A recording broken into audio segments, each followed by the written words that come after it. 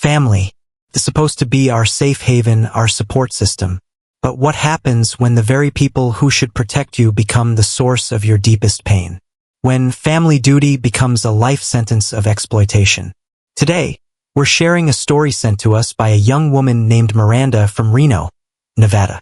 At just 26 years old, she spent her entire adult life raising 5 children that aren't hers, funding a household that wasn't hers, and postponing every dream she ever had. Her story begins with a cheap plastic pregnancy test. A simple object that became the final straw, severing the bonds of a toxic family dynamic forever. This is a journey through betrayal, identity theft, police involvement, and ultimately, a breathtaking escape to reclaim a stolen future. If you've ever felt used by the people you love the most, if you've ever sacrificed your own happiness for someone else's irresponsibility, then Miranda's story will resonate with you on a profound level. This is more than just a tale of family drama. It's a masterclass in setting boundaries and choosing self-preservation over parasitic relationships. So settle in. This is Miranda's truth. This is Revenge Gate. The desert air of Reno carried a persistent, gritty dust that seemed to seep into every corner of our lives, much like the exhaustion that had permanently settled into my bones. I am Miranda, 26 years old, and my world was a meticulously managed catastrophe. By day, I was a warehouse manager, shouting orders over the roar of forklifts in a cavernous space that smelled of cardboard and diesel. By every other waking moment, I was the de facto parent, accountant, and maid for a household that belonged to my older sister, Jada. The moment of my undoing was not dramatic in its setting. It was a Tuesday evening. The living room floor was a treacherous landscape of abandoned homework, cereal crumbs, and a leaky sippy cup I kept meaning to fix. I had just pulled off my steel-toed boots, my feet throbbing, when Jada waddled into the room. There was a new, performative quality to her walk, a hand placed on the small of her back. She held up a small plastic stick between her thumb and forefinger like a trophy. "Guess what?" she said, her voice dripping with a smug satisfaction that made my skin crawl. My blood, already sluggish with fatigue, seemed to freeze. I didn't need to guess. The 2 pink lines were visible even from where I stood. Her 5th child, Leo, was still in diapers. Her boyfriend, Derek, slouched on the couch, his eyes glued to a basketball game, utterly disconnected from the bomb she had just detonated in the center of our lives. "I'm pregnant," she announced, the grin widening. Number 6. A wave of nausea, hot and immediate, washed over me. It wasn't morning sickness. It was the sheer, crushing weight of foresight. I saw the endless cycle stretching forward. More midnight feedings I would handle, more diapers I would buy, more pediatrician copays I would scramble to cover, more of my dreams deferred into a hazy, unreachable future. The math was instant and brutal. My warehouse salary, already stretched thinner than cellophane over the needs of 5 children and 2 adults, would snap. The words left my mouth before I could cage them. They were flat, final, and altogether foreign coming from me. "No." Jada's smile didn't fade. It crystallized into something sharper. "No what?" "No, I'm not doing it this time." I straightened my aching back, forcing myself to meet her eyes. "I will not pay for this baby, Jada. Not one diaper. Not one doctor's visit. I'm done." The room, already loud with cartoon noise, seemed to suck all sound into a vacuum for a split second. Then Jada erupted. "You selfish little bitch," she shrieked, her face mottling with rage. "After everything, you live under my roof. You eat my food. This is my house, and if you don't contribute, you can get out. See how far you get on your own." Derek finally glanced over, a lazy smirk playing on his lips. "Chill out, babe. She's not going anywhere. Where would she go?" His assurance, his utter confidence in my captivity, was the spark that ignited a dormant fuse. I looked at my sister, screaming in her stained sweatpants. I looked at Derek, a permanent fixture on our second-hand sofa. I looked at the chaos that was my life, and in that crystal-clear moment of betrayal, a switch flipped. The fear of homelessness was suddenly less terrifying than the certainty of this endless, draining tomorrow. Survival was no longer about enduring this house. It was about escaping it. My rebellion began not with a shout, but with a silent, 4 a.m. alarm. The house before dawn was a realm of shadows and held breath. This was my only sacred time, the hour I prepared for the battle of the day. I moved through the kitchen, a ghost cleaning up after the living. The evidence of Derek's night, beer bottles, chip bags, a pan crusted with fried egg, was my first chore. My resentment was a quiet hum beneath my skin as I scrubbed.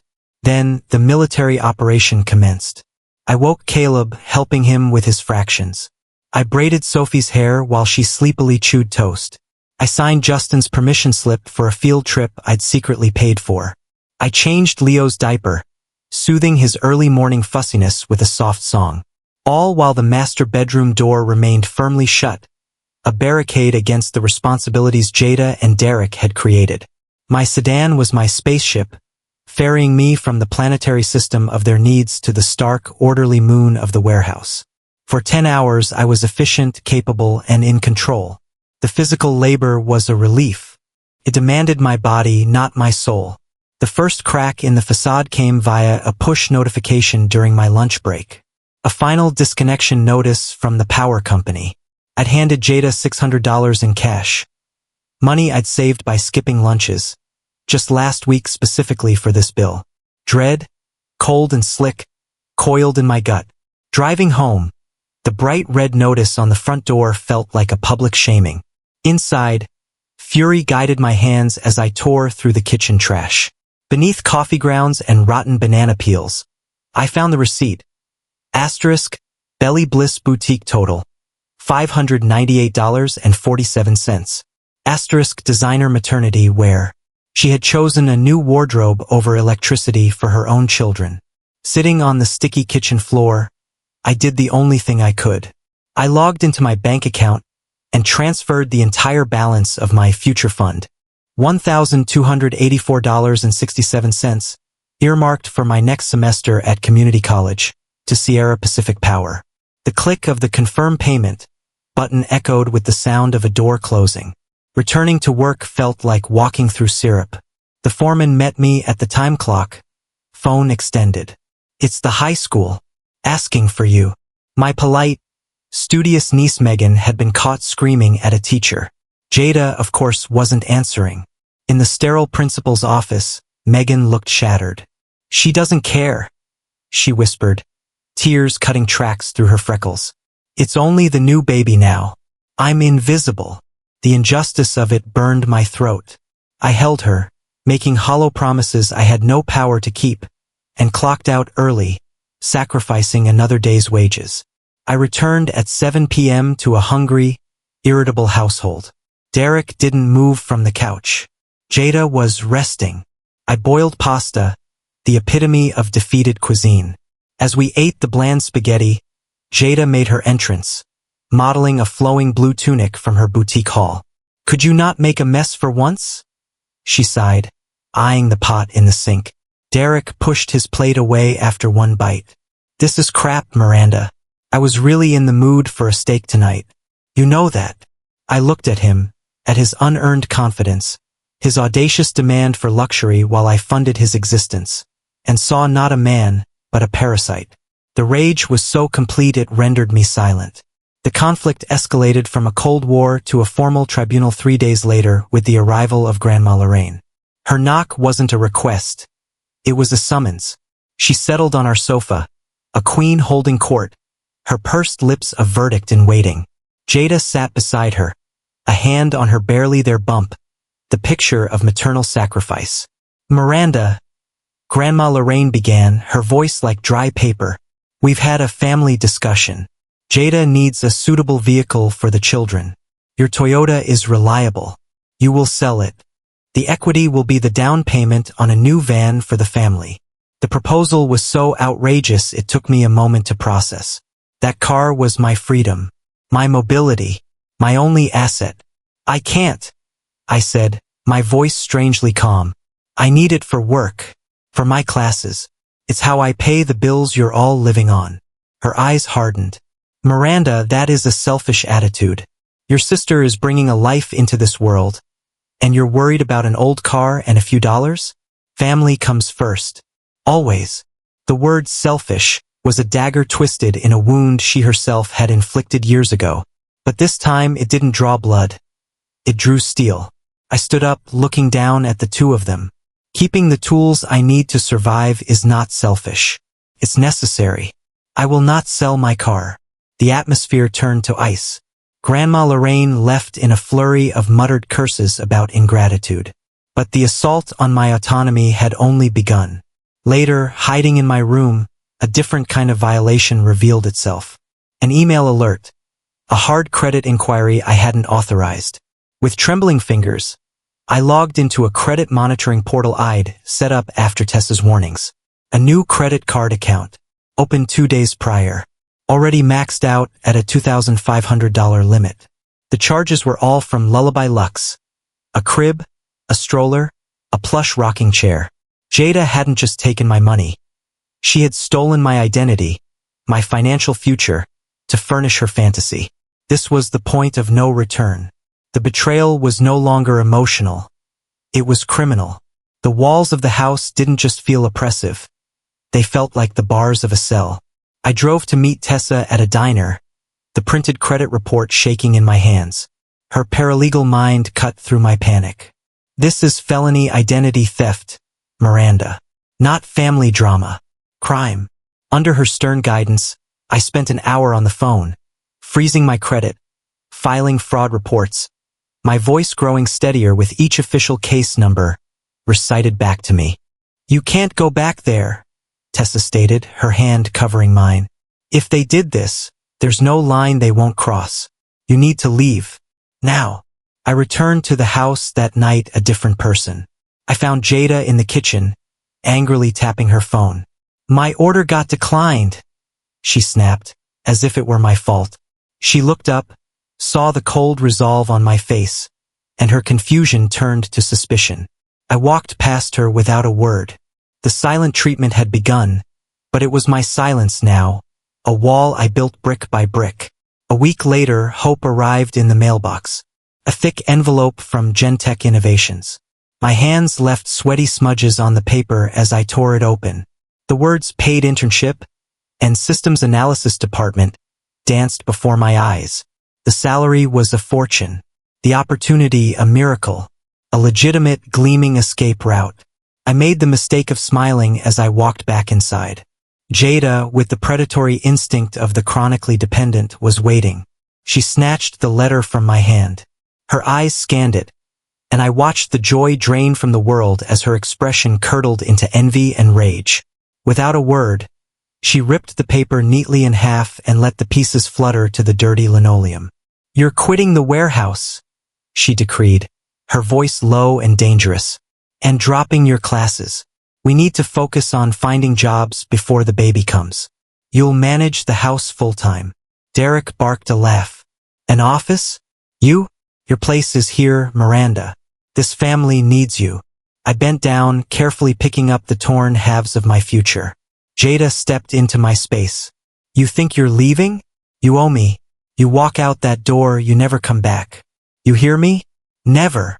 I looked up, meeting her glare with a stillness that unnerved her. You're right, Jada. I am leaving, and you're about to discover exactly what it costs to drive away the only person holding your world together. I turned toward my room. Derek's final taunt chased me. You'll be back.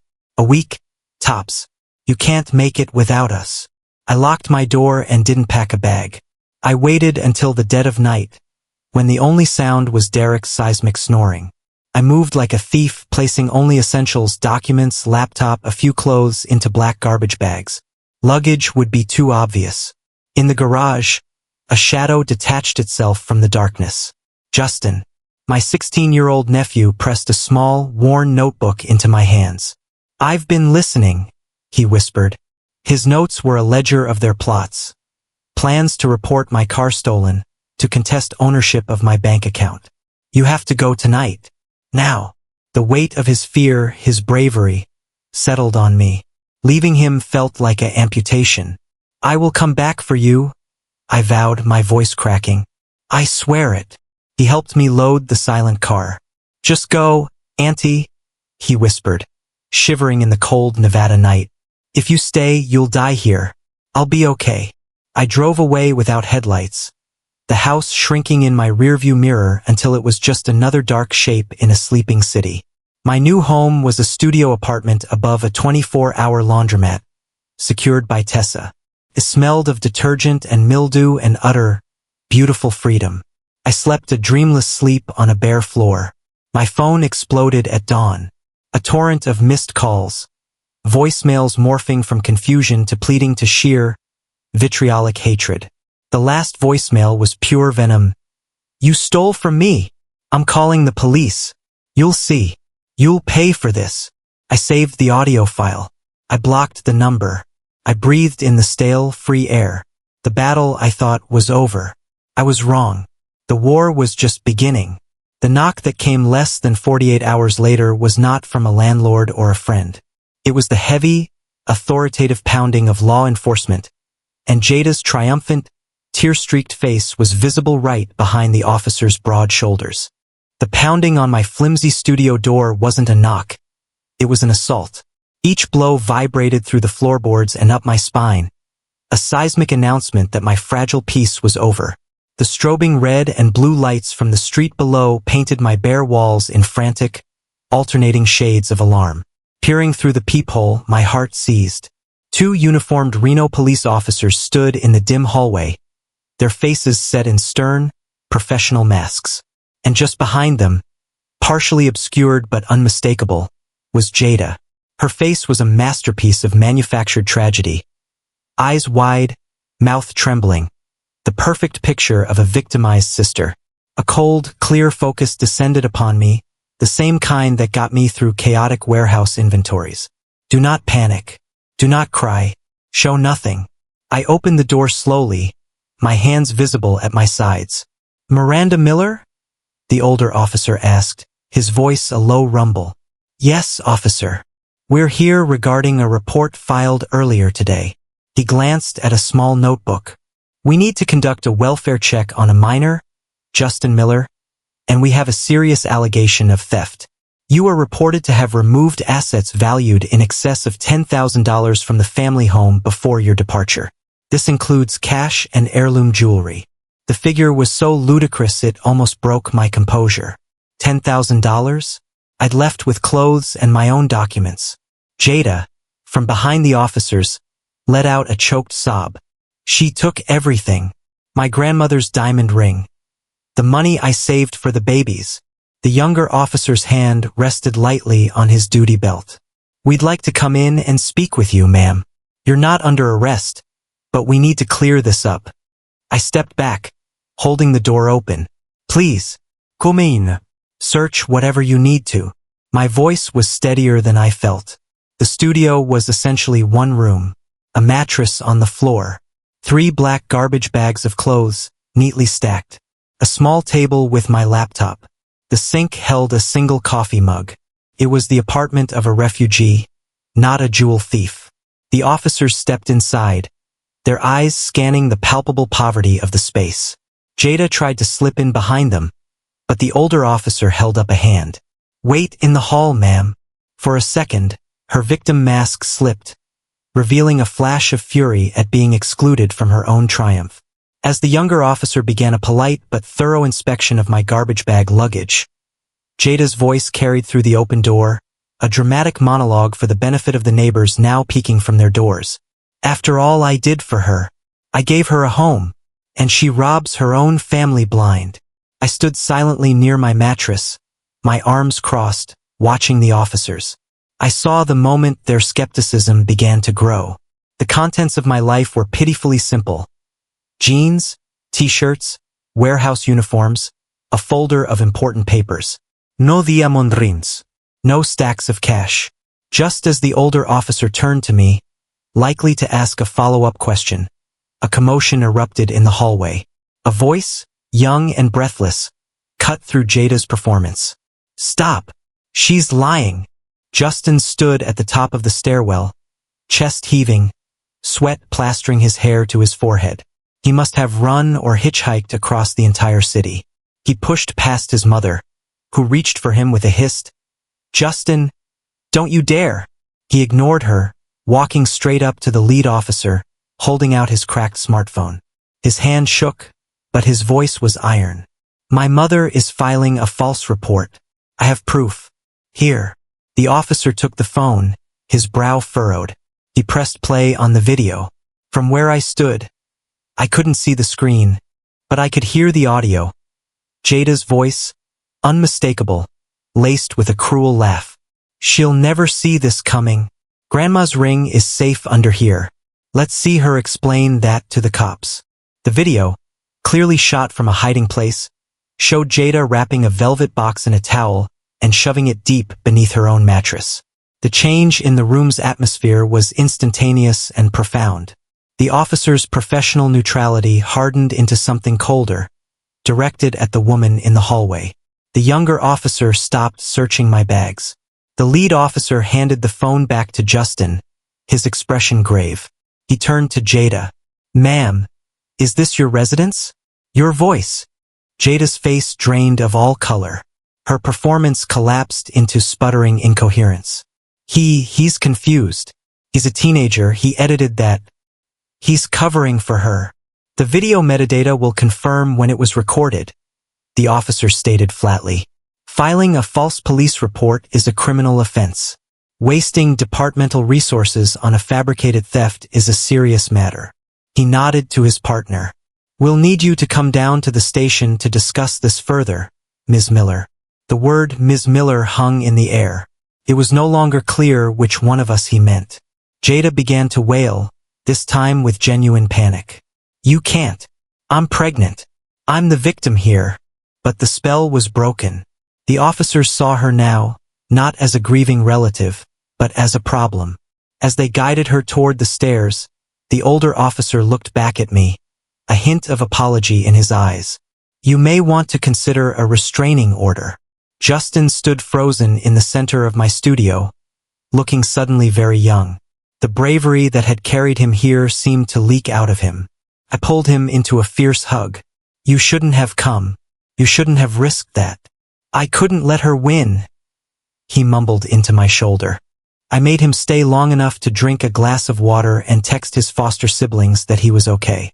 Before he left, I gripped his shoulders. "This changes things. What she did. The police will have to act. Be careful. Keep your head down." He nodded, the weight of the world on his thin shoulders. "Just get strong, Auntie. Get strong so you can help us." His words became my mantra. The Gentech internship was my battlefield, and I attacked it with the desperate energy of someone who had finally found solid ground. I worked late, asked questions, absorbed everything. The ordered logic of systems analysis was a bomb. Here, problems had solutions. Inputs led to predictable outputs. It was the antithesis of the chaotic, emotional quagmire I'd escaped. Meanwhile, the consequences of Jada's failed gambit unfolded with a grim, predictable rhythm. The police report triggered a mandatory referral to Child Protective Services.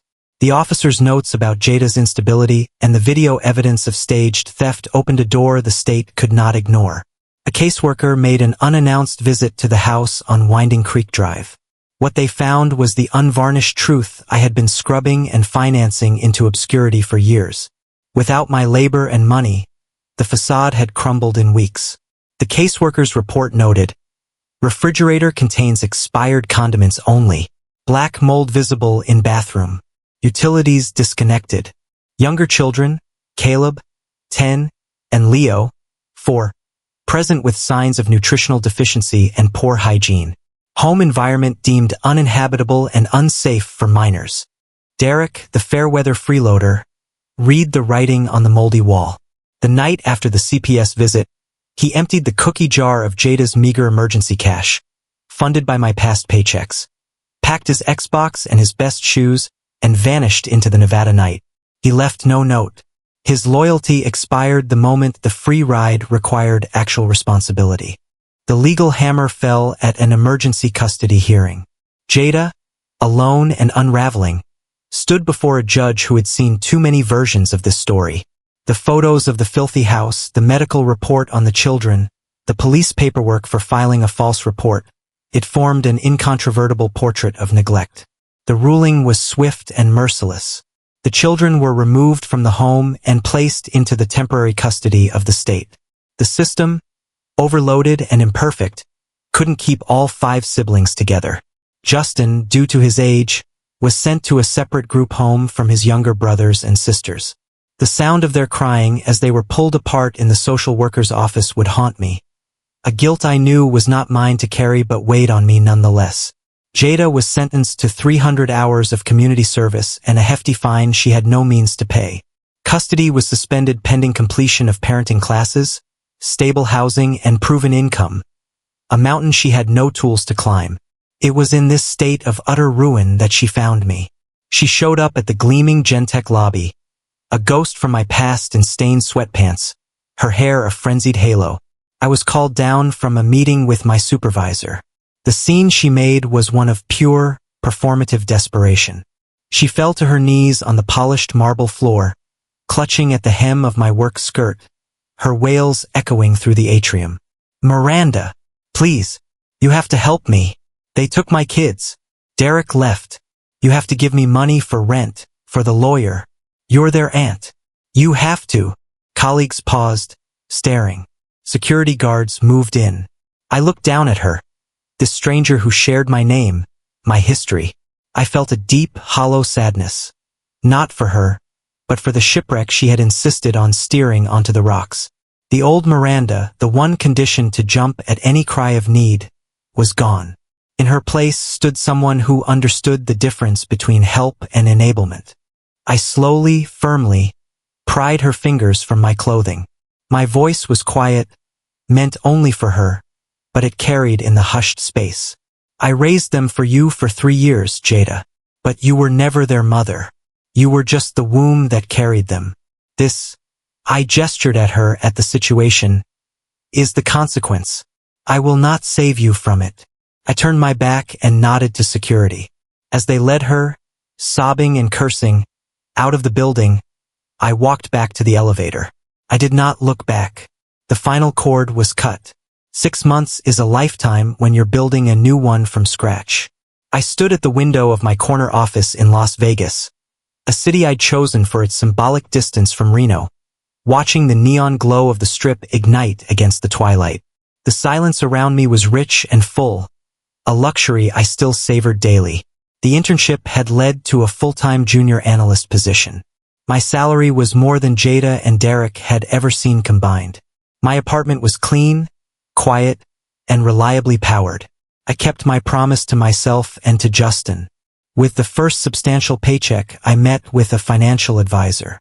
We established an irrevocable educational trust fund for all 5 of my nieces and nephews. The terms were ironclad. The funds could only be accessed by each child upon turning 18, for tuition, books, and approved living expenses related to higher education or vocational training. Jada's name was explicitly excluded as a beneficiary or trustee. I automated a monthly deposit, ensuring their futures were being built even as mine solidified. Justin, now in a foster home that encouraged his interest in coding, emailed me weekly.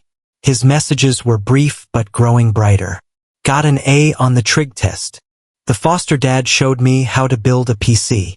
I replied with unwavering support, a tether to a love that demanded nothing from him. The grapevine of extended family, which had once trafficked in guilt, now carried tales of a reckoning. Grandma Lorraine, whose health had been fragile, suffered a mild stroke after the public disgrace of the custody hearing. Without my financial support to buffer her or Jada's willingness to provide care, she was placed in a state-funded nursing facility on Reno's outskirts. It was a place of linoleum and loneliness. She had tried to call, but the calls went to a blocked number. I felt no triumph, only a distant pity. Her weaponized tradition had ultimately left her defenseless. And Jada? The final report came via a forwarded email from a former neighbor. She was working the night shift at a 24-hour laundromat in a desolate part of North Reno, the fluorescent lights washing her out, her hands raw from folding strangers' sheets. The job was to pay her court fines. She lived in a single-room occupancy hotel. The neighbor said she looked decades older, her face permanently etched with bitterness. She was finally living the life of hard consequences she had spent years maneuvering to avoid. The parasitic host, severed from all her sources of sustenance, was withering. One evening, I was preparing for a pivotal presentation to the senior executives. I reviewed my slides on optimizing logistical algorithms, a world away from optimizing lunchboxes and nap schedules. I caught my reflection in the dark glass of the office window. A woman in a tailored blazer, her posture straight, her eyes clear. The exhaustion that had once been her defining feature was gone, replaced by a focused calm. I had walked through the fire of familial betrayal and emerged not as ash, but as tempered steel. I had reclaimed my identity, my credit, my future, and my peace. The journey was a brutal education. It taught me that blood is a description, not a contract. That duty without reciprocity is servitude. That no is a complete sentence, and sometimes the most loving act is to walk away, not to set yourself on fire to keep others warm. My story is not one of revenge in the petty sense, but of reclamation. I didn't destroy Jada's life. I simply stopped preventing her from destroying her own. In choosing myself, I didn't abandon my nieces and nephews. I positioned myself as the stable ground they could one day stand on. The elevator dinged, pulling me from my thoughts. My colleagues waited, ready for the meeting. I picked up my portfolio, a final glance at the city lights. Then I turned and stepped forward, without a backward glance, into the life I had built for myself. A life of my own design, paid for with my own resilience, and guarded by the hard-earned wisdom that sometimes, the gate you close behind you isn't for revenge, but for peace.